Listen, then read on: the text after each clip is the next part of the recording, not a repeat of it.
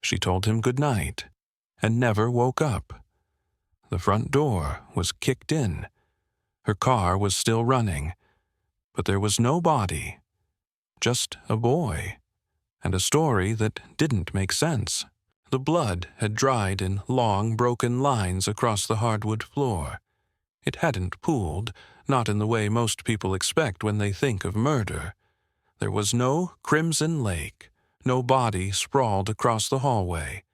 But the smears, those thin, dragging trails, spoke louder than any scream. One led beneath the bedroom door. Another ended near the base of the stairs, interrupted halfway by a handprint. Small, trembling, half erased. And the silence. That was the first thing officers noticed. Not the shattered glass in the kitchen, not the upturned drawers, not the front door, barely hanging from its frame. It was the stillness. No voices, no dog barking, no distant hum of television or radio. Just the slow ticking of a wall clock, and the faint, metallic scent of something wrong. They called out. No answer. The boy, 15, was standing in the front yard when they arrived. His name was Gregory Ramos. Clean shirt, neatly combed hair, pale. He said he'd just gotten home, that his mother's car was still running in the driveway, but she was gone, that the house was a mess, that he thought someone had broken in. He sounded calm, a little breathless, maybe, but not afraid, not confused, not desperate. That's what unsettled the officers most. Inside, the scene was chaotic, by design. It looked staged, like someone had tried to mimic what they thought a break-in should be. Cabinet doors flung open, drawers dumped, glass shattered in unnatural ways. But there were no real signs of forced entry, except the side door. It had been kicked in with such precision that even the frame splintered in a clean line. Too clean, too purposeful. At first glance, it suggested robbery. But something was missing, something that should have been there. Grief, fear, a son calling out for his mother. He never did, never asked where she was, never begged anyone to find her. That silence. It said everything. Criminal behavior often begins not with rage, but with resentment. And in Gregory's case, the tension had been growing for months. Teachers had flagged him for slipping grades. There were reports of emotional volatility, arguments with peers, minor theft, lying, but nothing violent, nothing that screamed danger. Until now. Gregory had grown resentful of his mother's authority. Gail Ramos, a single mother, had raised him with structure, expectation, and discipline. She worked long hours, commuted by train, held 2 jobs at times. She loved him, clearly. But love, when filtered through control, can feel suffocating to someone already inclined toward rebellion. What we see here is not the act of someone who snapped. It's the act of someone who rehearsed, not in words, perhaps, but in silence, in long-held thoughts, in fantasies played over late at night when anger simmered into certainty. The decision wasn't made in the moment. It came long before. The staged break-in, the hidden electronics, the calculated 911 call, all of it orchestrated. Gregory knew what a panicked voice sounded like. He knew how to say the right things, to stutter just enough, to breathe too hard in just the right places. He'd studied this, not from books, but from instinct, from hours spent watching, observing, absorbing how people react to death without ever truly feeling it himself. And perhaps that was the most terrifying part. He didn't act like a murderer. He acted like someone playing the role of a grieving son, mimicking empathy, performing fear, but never once stepping into it. The question is not just how he did it. It's why he never looked back. He sat across from the detective with his arms crossed, his shoulders slightly turned inward, not in fear, not in shame, but in something else, something harder to name. The room was quiet. Just the hum of the overhead light and the low click of the audio recorder. Gregory's voice barely rose above a whisper when he spoke. Not shaky, not timid, controlled, measured, as if each word had been weighed in his head before it left his mouth. He said he got home from school and found the house like that. He said he couldn't find his mom, that her car was still running outside, that it didn't make sense. But it did. It made sense the way all lies do when they're told by someone who's had time to prepare them. There was no real emotion behind his words, only the shape of it, the suggestion. He looked concerned, occasionally dropped his eyes, but never too long. He mentioned his mom's name once, just once, then stopped using it. He called her she after that. Like distance might protect him from the weight of what he'd done. Detectives are trained to listen for what isn't said. The pauses, the questions never asked. And from the beginning, Gregory didn't ask the only question an innocent child should have asked. Where is my mom? He never cried. He never panicked. And when the detective gently pushed him about the scratches on his face, the inconsistencies in his timeline, Gregory leaned further back into his chair, not in retreat, but in defiance, as if daring them to prove he was lying. He told them he got the bruises from a fight at school. A boy named Joe, he said. Then changed the story, then forgot the boy's last name, then said maybe his name wasn't Joe at all. The details shifted, blurred, but his demeanor didn't. And that's what made it worse. He wanted to be believed, but not in the way most people do, not to escape punishment or gain sympathy. Gregory wanted to maintain control, to direct the narrative, even when it began to slip away. When the detectives asked about the night before, he gave specific times. He said he got home at exactly 8:47 p.m., said he and his mom had dinner, said they talked about his grades. Then he said he didn't remember what they ate, said the conversation wasn't important, then said it turned into an argument, then said it didn't, then said she called him narcissistic, that she didn't trust him. And in the spaces between those contradictions, something cold emerged. There was no hatred in his voice when he spoke of her, no pain, just distance, like she was already gone, like she'd been gone long before he wrapped his hands around her throat. Some children lash out. They scream, slam doors, threaten to run away. Others hold everything inside. They learn to perform, say what adults want to hear, nod when they should, smile when they must. But sometimes, one of them stops pretending. Gregory had stopped pretending the moment he stood in that room and let the silence speak for him. He knew they suspected him. He just didn't care.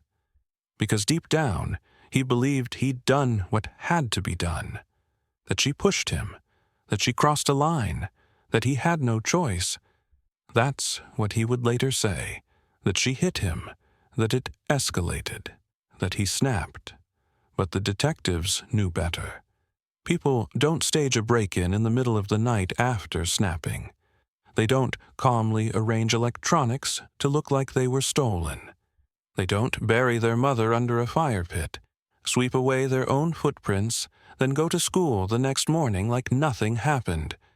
They don't do that unless they meant to, unless they planned it. And yet, when asked again, gently, "Gregory, did you hurt your mother?" He didn't yell, didn't flinch, didn't cry.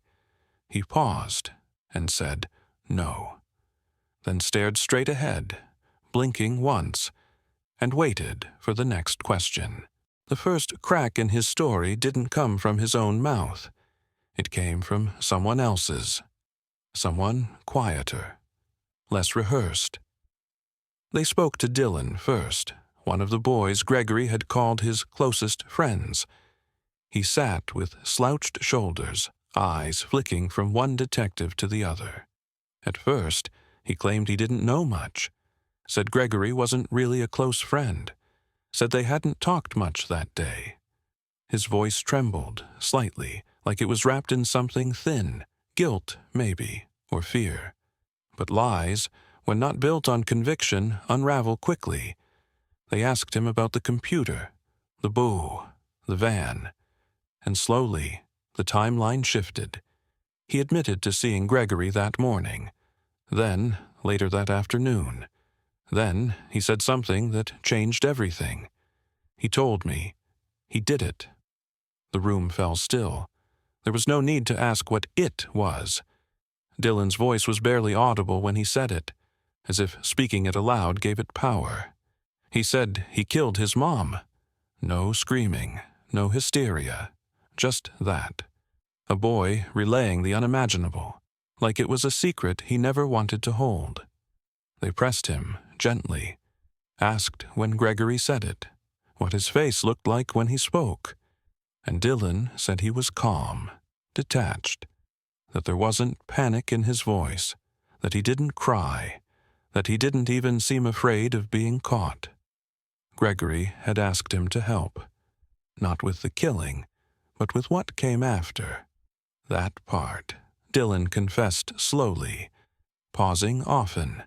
His voice cracked when he said they helped stage the scene, kicked in the door, took some electronics, threw others away.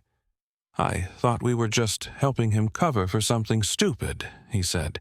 I didn't think it was real, but it was. Brian, the other friend, told a similar story. First denial, then doubt, then the truth. And when both boys finally admitted that Gregory had told them everything, the detectives knew it wasn't a case of a missing person anymore. It was murder, calculated, cold, planned. They returned to Gregory, confronted him with what his friends had said, told him they knew about the grave, the fire pit, the belts tied around her ankles. For a long moment he said nothing. He sat still, eyes fixed on a spot just below the light switch. His breathing slowed. His jaw tightened.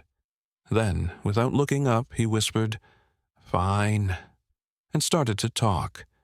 He described it without trembling, no stammer, no hesitation.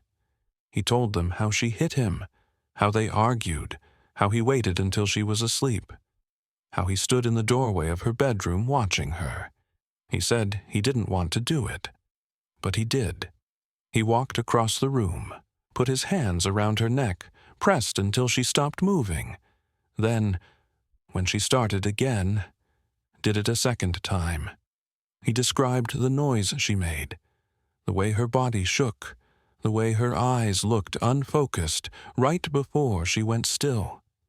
He didn't cry. He didn't flinch. He just kept talking.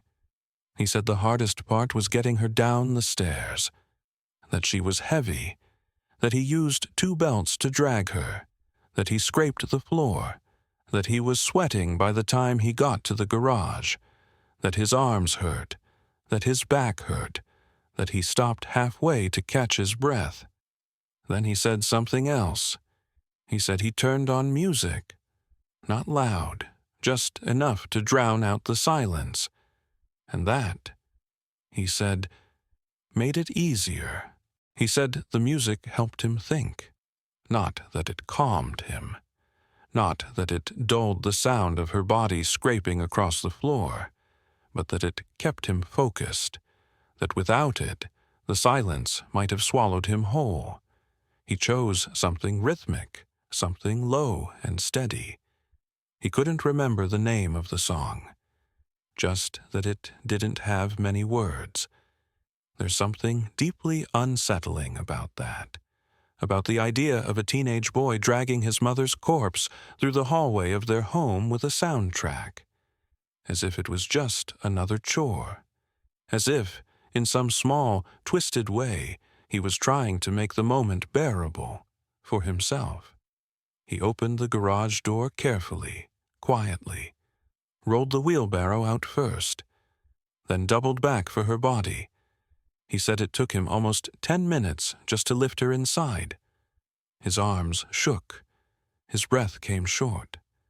There was dirt under his nails from the floorboards, but he never stopped. She didn't look like his mother anymore, he said. Just a shape, a weight. And once that thought settled in, once he let go of the part of himself that still saw her as a person, it all became easier. He drove slowly, eyes on the rearview mirror, every turn, every stoplight calculated. The fire pit was just a few minutes away, a place they'd used before, somewhere forgotten. Quiet, no cameras, no houses nearby, just sand, trees, and silence. The shovel was already in the van. He parked in the shadow of the church building, cut the engine, listened. No footsteps, no voices. The night was heavy, like it knew what he was about to do. And then he dug. He told them the ground was harder than he expected, that he didn't get far at first, that the shovel bounced off roots, rocks, clay, that it took almost an hour before the hole was deep enough. Not deep enough to forget, but enough to hide. He poured bleach into the earth, not because he thought it would erase anything, but because the smell was getting to him. The decay, the warmth, the weight of what he'd done catching up to him in waves. He didn't cry. He didn't pray. He folded her in as best he could, adjusted her arms, bent her knees, covered her face last. Then he buried her, handful by handful, dirt piling over fabric, skin, bone, until she was gone. He said it looked natural, like nothing had ever happened there. And then, before he left, he swept the ground with a broom. Not to show respect, not to grieve, just to make sure no one could follow his tracks. He didn't go home right away. Instead, he drove. Not far, just aimlessly, circling quiet streets, past darkened windows, past sleeping houses. He said he needed time to think, but that isn't what he was doing. He wasn't thinking. He was remembering, cataloging every step, every object he touched, every sound, making sure he hadn't left anything behind. At some point, he ended up in a parking lot behind a grocery store. He waited there for a while. Said he couldn't feel his hands, that the van smelled like bleach and sweat, that the silence felt too loud again, even with the music on. So he started staging the rest of it. He took some of the electronics from the house, his gaming PC, a set of speakers, a laptop, and handed them off to his friends the next morning. He told them he was in trouble, told them to hold on to the items, get rid of what they didn't want. He didn't say why, didn't need to. He made it seem like something small. A plan, maybe. A prank. A mistake he couldn't explain but wanted them to help cover. And they did. Brian and Dylan. They weren't innocent. But they weren't murderers either. Not in the way Gregory was. They were caught in something they didn't understand, not fully. Maybe they didn't want to understand. Maybe they convinced themselves it was all a lie. Some twisted story a troubled friend had made up to feel powerful. Maybe they believed it wasn't real until it was. That afternoon, Gregory walked into school with the same expression he wore every day.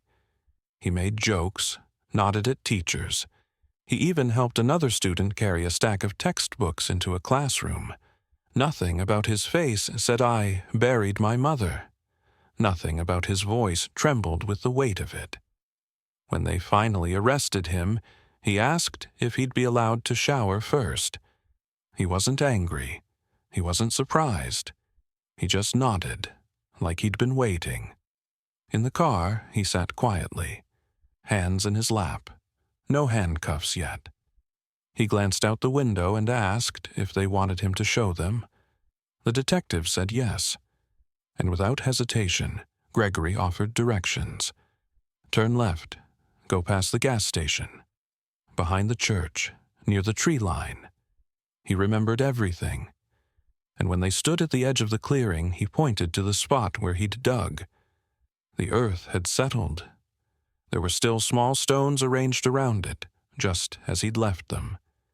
He described how he'd folded her arms, how her ring wouldn't come off, how he'd tried to cut it free, but the knife wasn't strong enough. He laughed, once, quietly, almost to himself, then looked down and said he should have planned that part better. No tears, no apology, just a boy, standing in the woods, talking about the grave he made. He was 15, but in that moment there was nothing childlike left in him, not even guilt.